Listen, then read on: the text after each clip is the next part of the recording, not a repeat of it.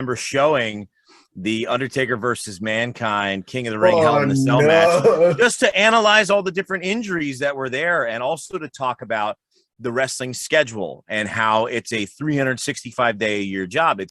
Hello, I'm Adam Pacitti from Cultaholic Wrestling, and you are watching Tom Talks Rubbish. It's the place for interviews, wrestling reviews, and so much more.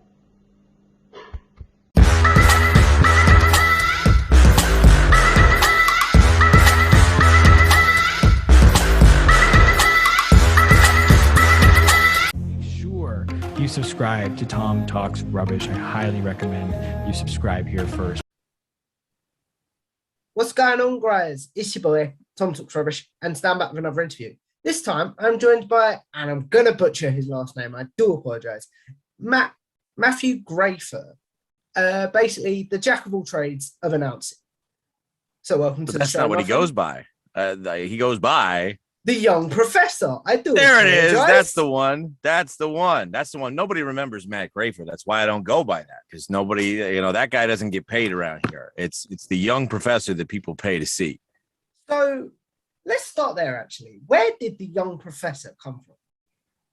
Actually, it's perfectly timed that you'd be asking that question, because 10 years ago to the day yesterday, February 27th, in the year 2012, I was 25 years old, and I got my first teaching job. I taught at a bachelor's level program in sports medicine and fitness technology. So I was, in fact, a young professor. So that's where the name actually came from. I adapted it to entertainment later, because again, Matt Grafer was not very memorable. People would go, "Oh, thanks, Mark.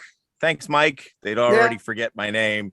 And but professor kind of stuck with people, and I've been using it ever since. So if we take this back to the beginning, before any of your jack of all trades of announcing work, you said that wrestling was your main thing that got you into announcing. Was that because it was your biggest passion out of everything you've announced? It was. I grew up loving wrestling more than anything else. My family really didn't have an interest in any sports. Not at least not my parents. And so I wasn't tethered to any particular sports franchises or teams. We didn't ever really go to any games. And I'm old enough that the Attitude Era was kind of hitting right as I was hitting puberty. And it was like the coolest thing in the world. We got cable TV right around that time. And so I was able to kind of tune in and watch Monday Night Raw and WCW Monday Nitro every week, and it just completely captured my attention. So wrestling was my favorite by far, and years and years later, I was able to somehow find my way in a small part in this crazy world of professional wrestling. Mm-hmm. So as we dig more into your fandom, what was it during the Attitude Era? First of all, what year was it that really caught your attention, and what was it that really caught your attention? It was probably 96, 97. Probably 97 is when we got cable, and I actually was able to watch it regularly. But a friend of mine that I used to play with all the time when we were kids, he had cable. He was into wrestling, and he used to tell me stories about like what was going on with the Undertaker at that time. Like I would just get this secondhand as just information as we were hanging out and kind of playing games. And it just really sounded very interesting to me. And he had a couple of old videotapes and some stuff that he watched and he showed me. And so I really got into it. And The Undertaker then, now, and forever will probably always be my absolute favorite. I just loved that character. I loved all the mystique, all the story. And that was the year Kane made his debut. And so there was a lot of depth, a lot of meat on the bone when it came to that particular wrestler and storyline surrounding him at the time. Mm-hmm. So do you remember a specific event that the videotapes were that you got given and you were like, okay, I like this now. I'm going to watch this now?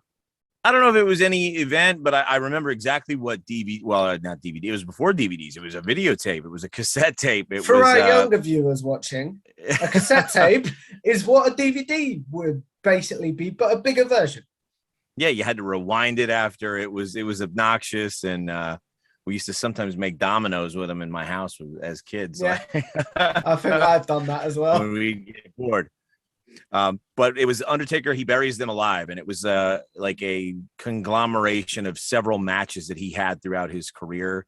But I've gone back and watched it since. I picked up a DVD copy of it years later, and it's like a lot of his early matches were the exact same match over and over again. Like there was really little variation, but there were a couple cool ones I remember. Of course, the Undertaker versus Undertaker match, which isn't known for being a good match, but it is known for being an interesting match. There was the casket match with Yokozuna, the return match they had where Chuck Norris was the enforcer ringside. I remember Chuck Norris like super kicking Jeff Jarrett right in the face. So I remember all of those matches and things, and they just, I don't know, they just really captured my attention and kind of led to me really following it pretty closely for at least a few more years afterwards. Mm-hmm. So as we continue and you finally start watching live wrestling, do you remember what the first thing you saw that was either live or current at that time? I remember probably it was the one that comes to mind is probably Summerslam 97. The Heart and Soul, it was Undertaker versus Bret Hart heading in there at Shawn Michaels as a special guest referee. Is that the one where Shawn Michaels goes to hit Bret but hits Taker with the chair? Yes, that's the one. Oh yeah, I remember that. I had an old version of the WWF magazine with that cover, which I think that poster for that SummerSlam with, like, I think it was like brought to you by Stridex, which was like a pimple pad for teenage kids like myself at the time. It was like this big purple like mist Undertaker coming through and Bret Hart standing there with the WWF championship, the Winged Eagle belt. And I think Ahmed Johnson was on there and Gold Dust. And I can't remember all the matches, but I really remember reading that magazine and getting ready for that event. So that's probably the event that really stands out the most in my mind. How much WCW are you consuming at this time?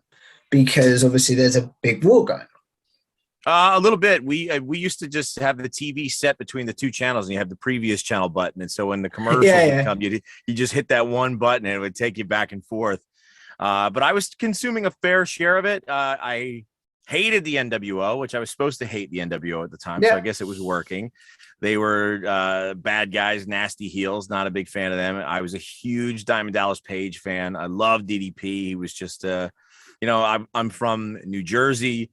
And he's a New Jersey guy, and he just kind of was like an everyman, very blue collar kind of hero type. So easily likable. I loved all the cruiserweights, but I primarily, I would say, consumed more of the World Wrestling Federation than WCW. But I did follow both pretty closely.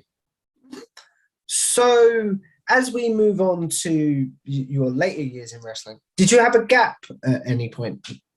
I did, for sure. I watched it. So I got into it. I was in 5th grade, I guess, when I got into it, and I followed it through middle school, and then maybe freshman year of high school, freshman or sophomore year, first or second year of high school, I kind of fell off. So I stopped watching. I got pretty involved in other things at school at the time and started working. And so schedule wise, it really didn't work out for me, but I always at least kept up on like Monday Night Raw results and SmackDown results. So I always knew some of the names and what was going on. My younger brother still watched a little bit of it. So I had some recognition of like, this is when the Ruthless Aggression era started. This is when John Cena showed up. This is when Randy Orton showed up. This was Brock's first run. I kind of missed all that live. I didn't see it. But I knew who some of the players were and what was going on. I probably still watched WrestleMania just because that was kind of a something you just did. Yeah. But I did fall off from that kind of very frequent watching and following very, very closely for those few years. Okay. What is something that you feel like, because you say that era can be a bit of a blank spot for you, you feel like you're like, oh man, I wish I watched that live? I really wish I had watched some of that, because I think what kind of chased me away was after WCW got bought by WWF and they did the invasion angle, which I think was kind of executed very poorly and not done very, because you had a lot of like your B and C list players from WCW. You didn't have the top stars that you wanted. to see go up against him for the most part. You had Booker T, but it was mostly like, Chuck Palumbo, and no slight at Chuck Palumbo personally or anything, but I don't think anybody was looking to see Chuck Palumbo mix it up with The Rock or Stone Cold Steve Austin. We wanted to see Goldberg. We wanted to see the NWO get in there, Sting, and Hogan etc. come back, and Sting. Yeah. So I kind of stopped watching, but I missed a lot of that early stuff. I missed like 3 Minute Warning with Rico and Rosie and Jamal. I missed Brock's entire first run. I missed Zach Gowen. Like, I remember seeing clips, and I've gone back now through watching stuff on WWE Network to kind of see it. But I do feel like I missed a lot of the early run of Evolution, and some of like the formative years of catching Randy Orton and seeing Eddie Guerrero and his rise to the top, and Ray's real first successful run in WWE. I missed all of those live, and you look back on them now as someone who appreciates it and who's been a longtime fan. And I definitely missed out on some cool stuff in that time frame for sure. Mm-hmm.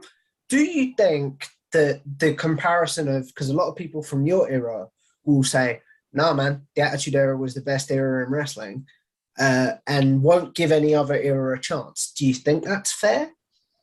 I do. I think the only era that really truly compares is probably the 80s, the rock and wrestling, when everything was very larger than life.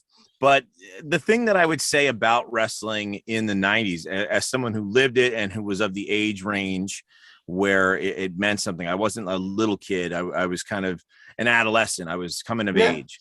Is it really was like the coolest thing in the world at the time. Like pro wrestling and South Park were very pop culture friendly. They were very in your face. I mean, you'd go to any kind of event and you'd see Austin 316 or some version of 316, which again, nobody's really doing that in order to reference the Bible specifically. They're doing it because they're referencing Austin 316, who's referencing John 316. Yeah. And so there was a lot of that. There was a lot of crossover. I mean, you had pro wrestling monster trucks in Monster Jam. You had, I think some NASCAR cars were sponsored by WWE at the time. So they like it. They had a commercial during the Super Bowl. It really was part of Pop culture in a way that it's not now. And you probably see what I'm talking about today. I mean, wrestling kind of operates in a niche. It's got wrestling fans, and mainstream regular people are quick to kind of dump all over it and not really, and like, oh, that's that fake stuff. That's, but the thing that I find, and sorry, I interrupted you there, but is if those people that say that thing is fake and stuff, if they give it a chance, they tend to love it. Oh, for sure. I mean, there's nothing unlikable about it. I think it's a misunderstood art form that is truly incredible. I mean, that's why I like it. I mean, that was always the thing. I always felt, as an educator in particular, that it was my responsibility to kind of let people know, like, this is a cool thing to watch. It's a fun thing to watch, because people kind of look down on it as a form of entertainment, and they come, that's fake, right? And I'm like, I've got 2 degrees. Like, I teach college. I know what I'm watching, and I'm going to tell you why it's good. I don't want to hear, I'm watching entertainment that I enjoy. But during the Attitude Era, you really didn't get as much of that. It was ingrained in all areas of culture. I don't think you had quite as many naysayers. It was very widely accepted and very cool, like amongst everybody. So yeah. I think it is fair for people to defend the Attitude Era in that way, as opposed to other eras, because it really permeated culture globally and in a way that I don't feel like it really has ever since. And I don't think it even did quite as much in the 80s during that era with Hulk Hogan. Certainly it had a big appeal culturally, but I think there was something edgier and more in touch with just culture at the time in the mid to late 1990s. Do you think wrestling will ever get that quote unquote cool factor back? I don't know. I think everything kind of ebbs and flows, and the world is always changing. I think in some ways wrestling is very cool now, and there's a lot of really cool things about it. There's certainly a diversity of the types of the product that you can consume out there that is different than what it was even back then, because WWF and WCW were very similar, whereas I feel AEW and WWE now are pretty different. So, Mhm. and there's so much access to independent wrestling and quality wrestling promotions and Impact and New Japan. So there's styles. But as far as kind of hitting on all cylinders of kind of connecting with culture in a big way, I honestly don't know. I can't answer that because as someone who teaches world history as well, you just kind of see how things organically take shape and certain things become very remarkably popular for periods of time, and then they kind of go away or they come down a little bit and maintain their area. I think you'd have to see something different that no one's ever seen before that really gets people's attention and makes them feel okay about watching this. And I'm not going to say that that can't happen. I'm just going to say I don't know if it will happen. Mhm. As a teacher, before we get onto your career in wrestling and announcing, what is something you've used from wrestling to either inspire your students, or maybe like you've taken some charisma from wrestling to be able to teach in front of a class? I've used it all throughout. My first class ever that I taught 10 years ago was advanced care and prevention of athletic injuries, which is, it was something that was really outside of my comfort level and wheelhouse. But I started trying to come up with some more innovative ideas for projects and activities that my students could do at the time. And we did they had to go research different sports injuries. And I remember showing the Undertaker versus Mankind King of the Ring Hell in a Cell match just to analyze all the different injuries that were there, and also to talk about the wrestling schedule and how it's a 365-day a year job. It's not like baseball or football or any other sport where you've got seasons. Like you've got an off season, you've got preseason, you've got strength and conditioning. Wrestling doesn't work like that because it's entertainment. It's all year. And so these guys are traveling in small cars. They're on the road over 300 days a year. They don't get proper rest. They have to look a certain way. And so like they really actually are doing things that are counterproductive for being athletic. And so as I kind of delved more into the science of what goes into sports injuries, wrestling was always a perfect example of some things that were like, here's what you can do. And also here's what not to do, because these guys are kind of the exception to the rule when it comes to sports and injuries, because just the way that their season runs. Mm-hmm. So, but what about if we flip the question the other way around? What have you used from teaching in like your announcing work? Well, as the professor, particularly when I'm on commentary, I kind of lean into being that role a little bit more. And I don't mind being an educator on the microphone where I can talk, so when someone is working a hold and they're attacking some part of the human anatomy, I will start using big words to break it down, which is something that they don't really do much on television because they kind of tell you to dumb things down for viewers. But I feel like it adds a fun element, and usually it gives my color commentator counterpart an opportunity to kind of make fun of me for being a nerd and kind of add to a little bit of an interesting dynamic between the players who are talking and providing that soundtrack through the match. So it certainly has helped both ways, I would say. It sounds a lot like, and I'm not saying it's not your own thing, but it sounds a lot like, in AEW, Technique by Tazs. I haven't watched a whole lot of it. So does Taz kind of do a lot of like technique? Is that what he's focusing on? I'll send you one, but he has like segments where he goes, "This is why this move hurts," essentially. Okay. And he uses big words to say that, basically. Yeah, I mean that sounds similar. It's not something I specifically highlight, just maybe something that if it seems like the right time to kind of start filling that in, that I go with. But I think it provides a different level of insight to kind of give people reason as to why something works the way that it does. And it's not something I think a lot of people really think about. So it does add to the understanding of the urgency and the danger that's going on in the ring at any given time. Mm-hmm. So before we move on to your career, what is your current consumption of wrestling as a fan? Gosh, it's almost like it was during my lull away from it. If I'm being honest, I don't get to watch very much of it anymore these days because I do work quite a few jobs. But just like I did when I was a teenager and I couldn't watch much.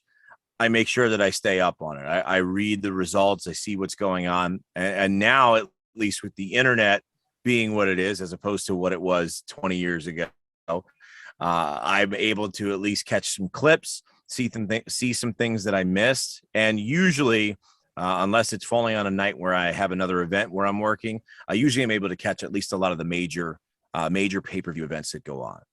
Okay. So as we move onto your career, actually, what is one show that you wish currently in wrestling that you see clips of that you're like, oh, I wish I had time in my schedule to sit down and watch this fully?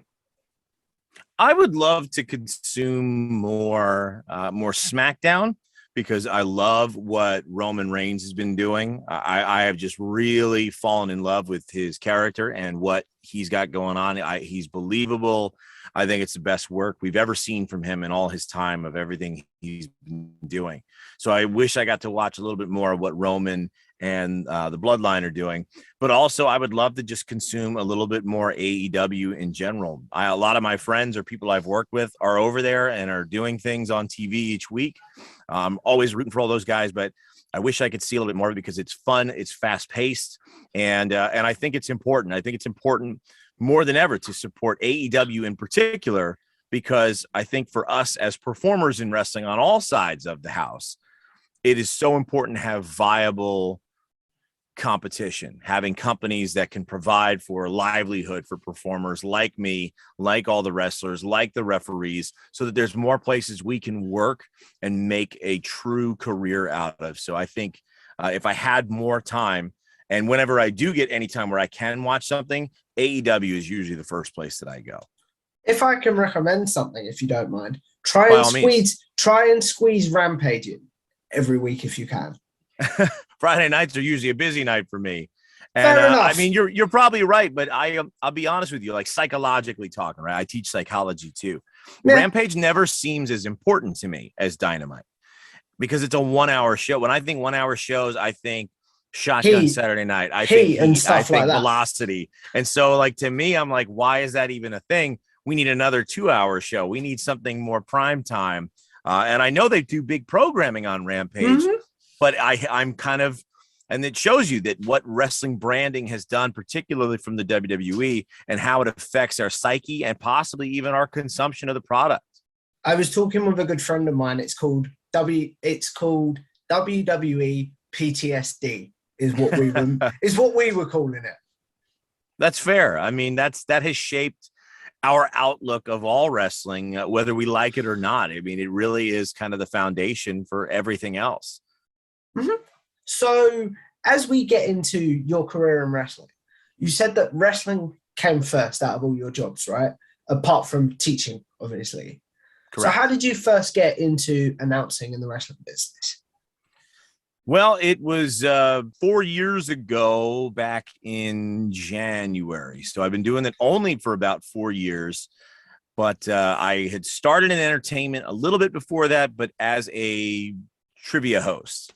I would work weekly in bars and restaurants, and I would do a 2 hour show where I play music and ask questions, and people would win prizes. And through that, I mean, I've done with teaching and all that, I've done a lot of public speaking, but through that, I used to get people all the time that would say to me, man, your voice is really, really good. You sound like a sports announcer. Have you ever done that? Have you ever done that? Have you ever worked at this sports team? Have you ever worked at that sports team? And it was always no, no, no.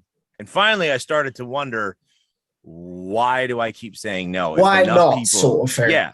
Yeah, because enough people tell you something and tell you, hey, you're good at this, you should do it. At some point, you'd be a fool not to listen. And I started to listen. And wrestling was the first place my brain went, because it's really the sport that I've loved the most. And it was something that I had some interest in. So I literally wrote it down on a piece of paper. The summer before I started doing it, I wrote down, my wife and I sat, we wrote down some goals, some things that we wanted to do.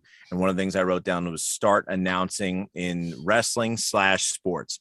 I had no idea what that would be, if it would ever happen, how. I didn't write down a how or a why. All I did was say, I want to start doing this. And I started following a lot of the local sports and local independent wrestling promotions.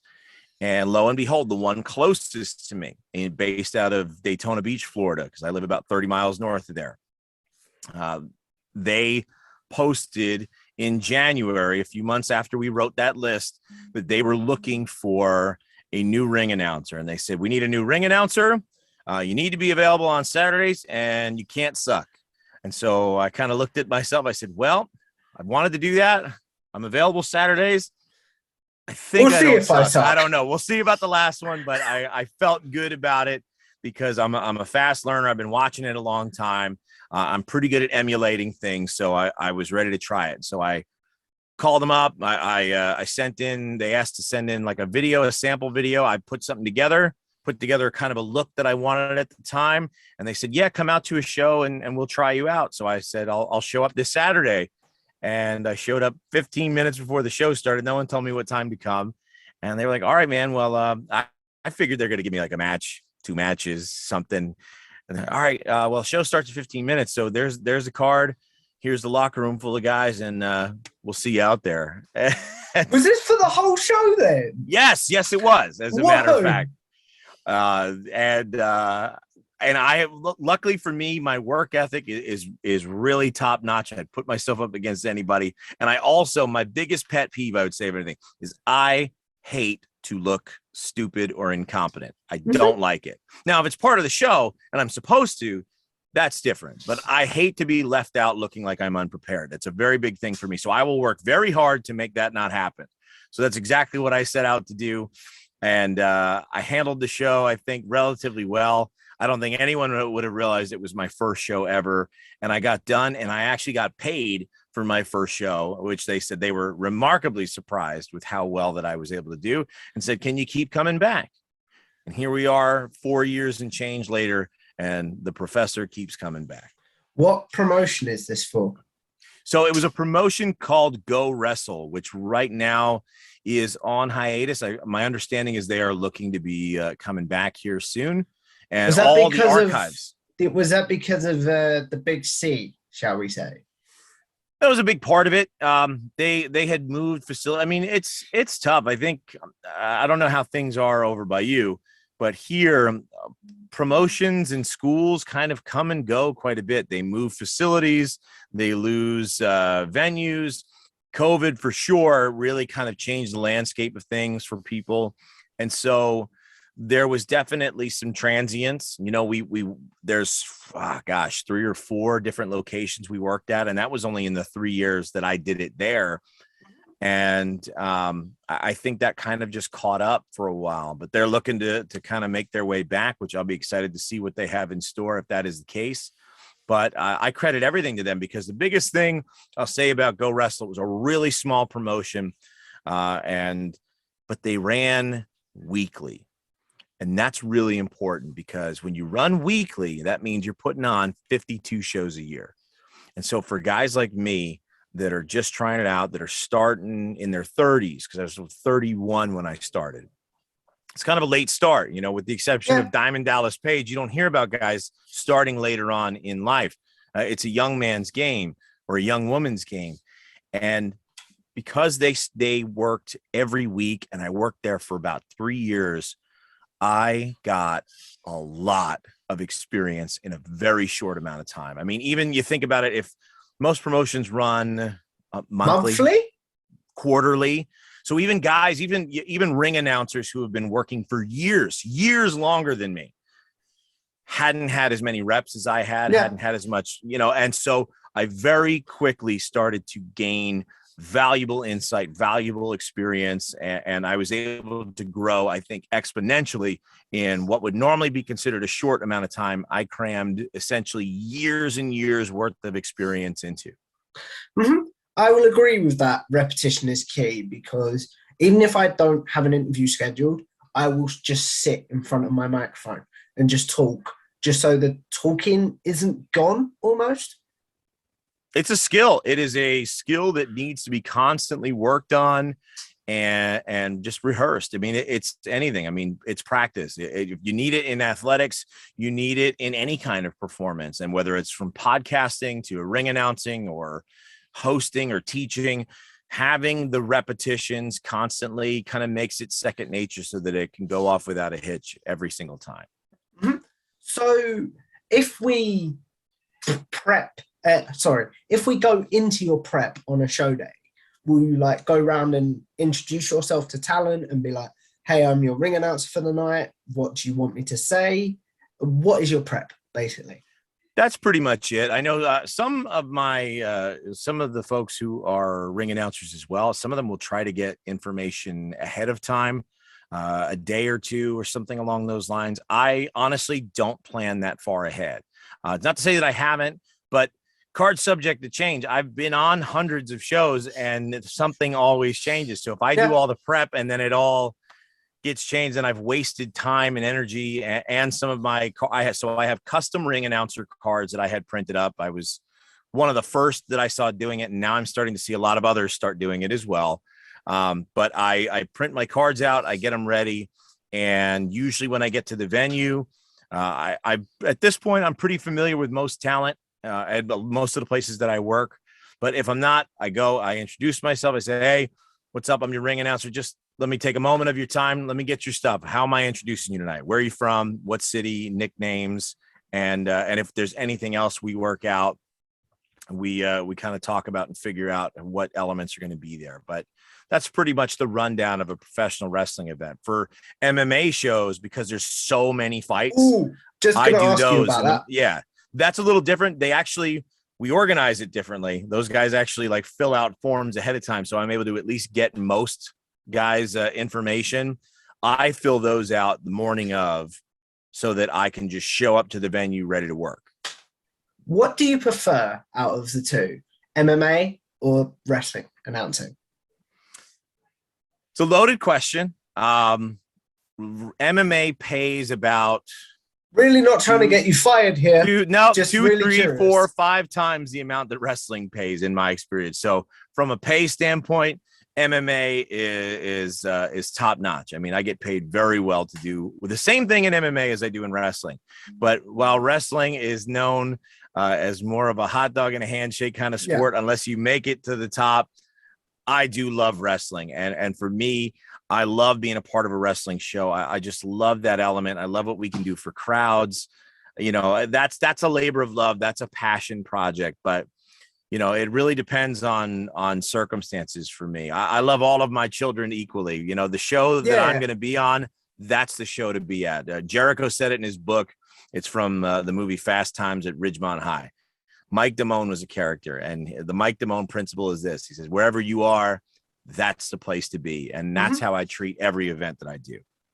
How different is your ring announcing style when you're announcing a wrestling event to a MMA event? Virtually no difference. It really is the exact same skill set. It's minor differences in terms of what you say. The presentation is slightly different, but I have really kind of made my approach to the two very similar, which I think makes me pretty unique in both. I don't sound like a carbon copy of any other announcer in either wrestling or MMA. I see a lot of MMA announcers. To me, if I'm being perfectly honest, I think that they are all trying to be cheap imitations of Bruce and Michael Buffer. And I get it because people go and they're wanting that. I'm not over enunciating and trying to sound like those guys. In wrestling, there's a lot more variation. There's certain things I borrow. I love to borrow. Ever since Howard Finkel passed away, I started peppering in something he always used to do into almost every announcement. When somebody's walking, I say, making his way down the aisle. Howard Finkel always was making his way down the aisle.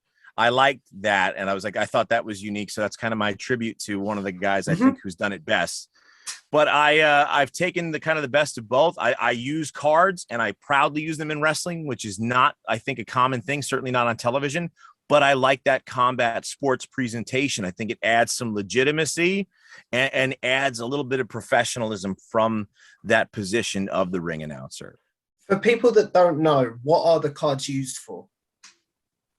So on there, I've got 2 slots, and really I have the cards set up so they could be for any combat sports event. But, so red corner, blue corner in wrestling, we don't have those corners, but we do have it usually at least 2 opponents. But I've got, hailing from whatever city, weighing in this evening at whatever their weight is. And then I have slots for, like, if they're affiliated with any tag team, any stable. In the case of MMA, it's like what gym they're affiliated with. And then I've got a couple of lines for their name, usually if it's their name or if they have a nickname. So it's like the Viper, Randy Orton, or, John Bones Jones, however I need to write it. But I've got a few things in there so that I have all of that accurate information right on hand. By the way, John Bones Jones, if that's not a wrestling name, someone needs to use that. It was an MMA name. So, I mean, really? it's a good, it's a good name. I mean, and you see a lot of that. You'll see guys in MMA borrowing names from wrestling and vice versa. I did a Rowdy something. It's that Rowdy something. Rowdy Chris Rowden, like Roddy Piper. Yeah. And he was very clear. There's a guy whose name is Ramon something or other, when he goes by Razor Ramon something. So there definitely is a meshing of those worlds. There's a little bit of love there that I don't think a lot of people realize exists, but it's there. Mm-hmm. Before we go on to a segment called Generic Questions that I do in all my interviews, I feel really geeky asking you this, but can you do an announcement for me? I can. What would you like me to have in this announcement for you? Just do your thing. Just add Tom Talks Rubbish in there somewhere. All right. You want me to use your full name there? Please. All right, you got it. Where in England, or should England, United Kingdom? Give me some stuff here, man. I need a little prep. I'm from a place called Essex. Okay. From Essex, England? From Essex, England. We'll just go with that. All right.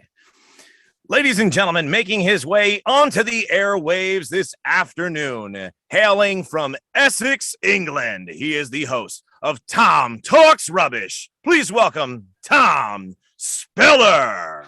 That was awesome. Thank you very much. You're welcome. I may even clip that and use that as an intro. Hey, just tag me in it. That's all I ask. I will do. But now I've had my geeky moment, we'll go back to the interview. So now we're going to move on to a segment that I call Generic Questions.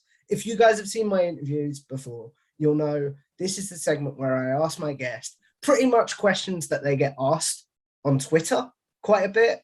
And it's like questions like their favorite match, their favorite pay-per-view, etc. But then now that will give them a place to go, look, I've answered this, go watch this sort of thing. Right. So if we start with your favorite match of all time? Undertaker, Shawn Michaels won at WrestleMania, the first of their 2 back-to-back WrestleMania matches. Greatest match of all time. 25, if I remember. I think so. Yeah, 25. Favorite pay-per-view of all time? Favorite pay-per-view of all time. Bad Blood 97, maybe. That's the first Hell in a Cell where Kane makes his debut. Mm-hmm. I think that's it. I think that's it is, yeah. Favorite theme song of all time? Favorite theme song. You know what? And this might surprise a lot of people. Shattered Dreams from Goldust. That is a banger. Really? Not enough people talk about it. That song it's good. That is quality. Underappreciated. That's not a answer we get a lot. So can I ask you to elaborate on why, please? I don't know. I've just always loved it. I remember like whenever you'd hear that, that cymbal shatter and then all the music, it's just very creepy, but elegant. I used to have it on some of my earliest mixed burn CDs way back in the day. So for whatever reason, when I was 11, 12 years old, it connected with me then. And just like a lot of things from that time in my life, I guess it's just kind of stayed with me. Favorite event you've been at live? That can be in a work capacity or something you've been at as a fan. Oh man, those are 2 answers. As a fan, I went to WrestleMania in Orlando a few years ago. And 33, I want to say. 33, I think so. The one with the roller coaster where the Hardys returned and Undertaker and Roman Reigns. God, what an amazing event to be at live, just from top to bottom. And so that was my favorite as a fan. As a performer, River City Wrestling Con in Jacksonville, Florida last year in 2021. I had so much fun. There were so many good matches. I got to work with some amazing dream names from, that I grew up watching. I got to interview them for 30, 45 minutes in a ring in front of thousands of people. I mean, it's really tough to top that for me. Do you look back on your career as a ring announcer in wrestling and other sports so far? Because you said you started late and was worried about making it a success. Do you view your career so far as a success? Absolutely. I mean, I think the fact that I've only been in it for 4 years and I've been able to perform in 5 different states, it has enabled me to work in 7 or 8 different sports and to be paid to do so. It's gotten me in newspapers and television interviews. It helped to land me a spot in our local newspaper here as one of the top 40 under 40 individuals here in the greater Daytona Beach area out of 700,000 people that live here. I've worked with Kane and Mick Foley and the Steiner brothers and Ron Simmons and Jake the Snake Roberts and Ricky Steamboat and I mean, I'm name dropping a lot, but for a guy that only did it name drop in away 4 years, to do that in 4 years and to be asked to come back and do it again and be handed more and more opportunities where people want to hand me the ball and trust that their event is in good hands by putting me out in front for them. I would say I don't want to stop now, but if it all ended today, I have absolutely no regrets. And it has been a whirlwind, incredible ride. And I'm excited for whatever else comes my way. It's all icing on top at this point. What is your ultimate goal as an announcer? Is it to be on a televised product like WWE or AEW? Are you just like, I get to do this. This is cool? I'll be honest with you. It's neither of those answers necessarily. I want my ideal goal, and I don't know what form it's going to take, is I just want to be an entertainer full time. I love what I do as an educator. And if that's all it ever winds up being my full-time job, I am okay with that. But I've opened some doors in a lot of sports. I mean, the most exciting thing I have coming up right now is I'm going to be going on a world tour starting next week with the Savannah Bananas professional baseball team. And they're like the Harlem Globetrotters of professional baseball. They have almost 1 million followers on TikTok. They're on ESPN Sports Center all the time. They mix in a lot of elements of professional wrestling. In fact, that's why they hired me to be a part of it, to kind of have a sort of like professional wrestling inspired role in their show. And like that's stuff that I didn't even know existed a year ago.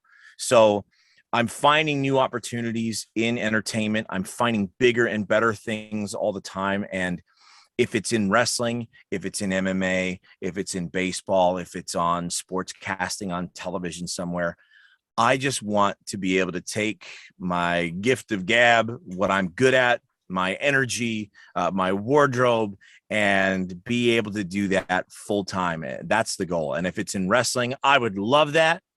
But knowing kind of what that industry is, I don't have high hopes for it.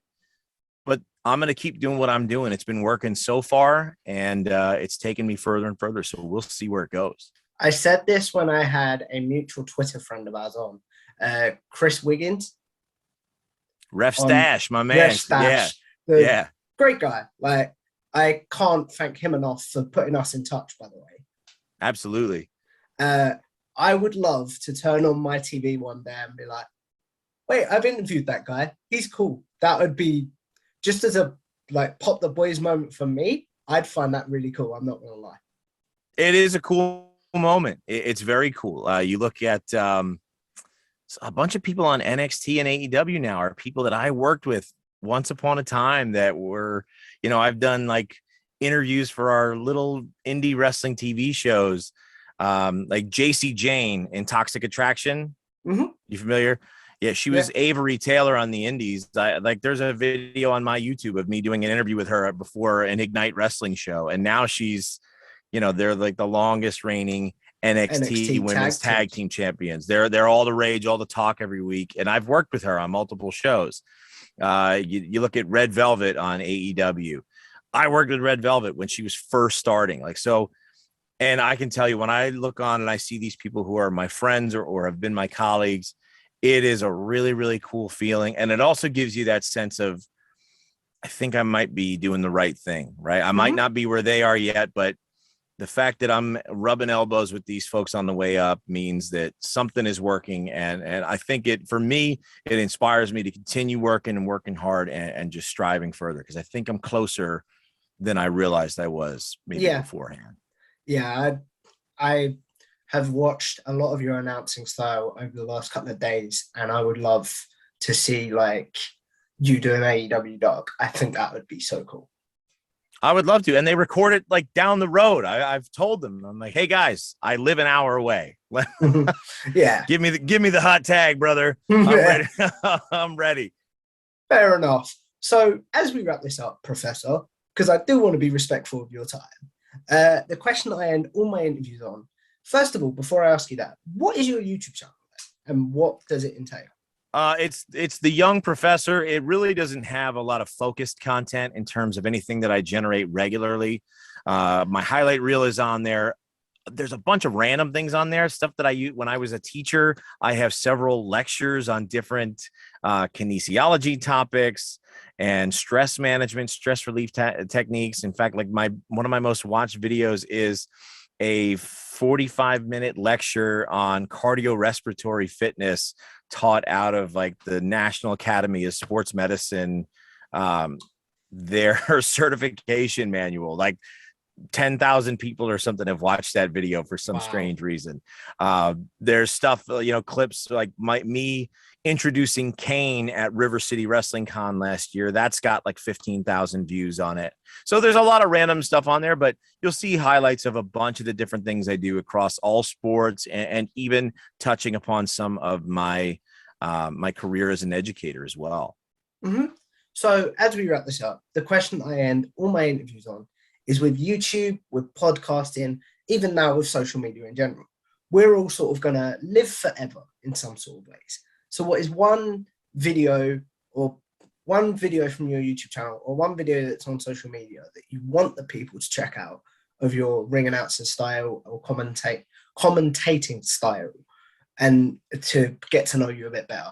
And then what is one that you're like, okay, I've grown a lot since then, please don't go check that out?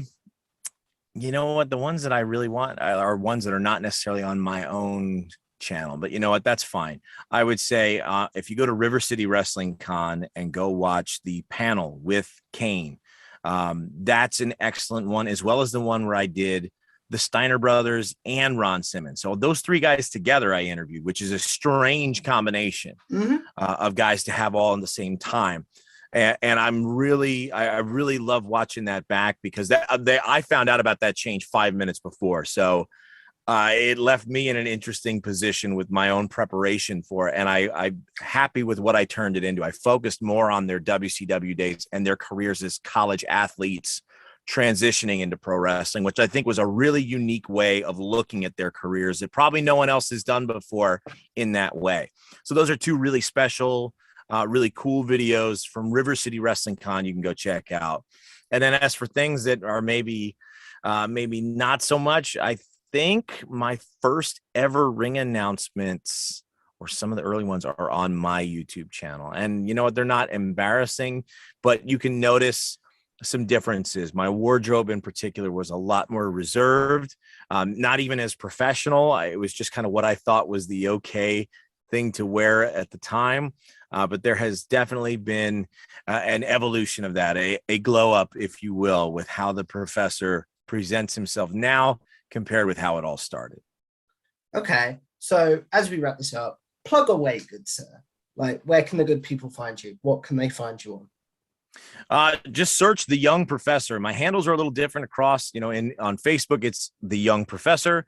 On Instagram, it's at MG the Young Professor. On Twitter, it's at Young Professor G. But if you type in the Young Professor, I am pretty easily findable. I work in baseball, boxing, MMA, pro wrestling, football, college basketball. I am everywhere, and that's how I would prefer it to be. It's well worth doing, guys. So if you guys like this video, please like, share, and subscribe to Tom Talks Rubbish. Follow me on Twitter at Tom Talks Rubbish, and I will see you in the next one. Bye. Bye.